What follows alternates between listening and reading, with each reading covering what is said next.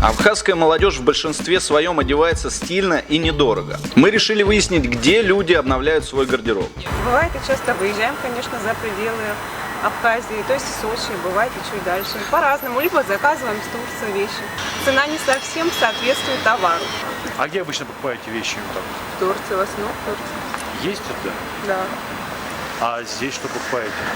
Здесь я ничего не покупаю. Недорого, наоборот, не хватает более качественных вещей. Ну, чаще приходится, конечно, выезжать там, где-то покупать одежду.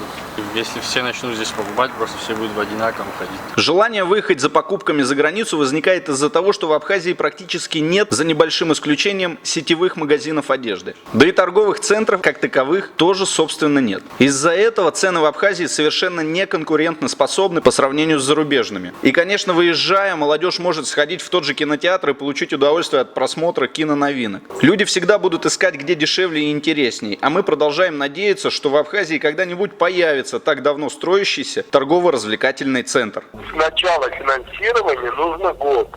Но пока идет открытый вопрос, никак не можем продолжить финансирование. А от чего это зависит? От кризиса в России.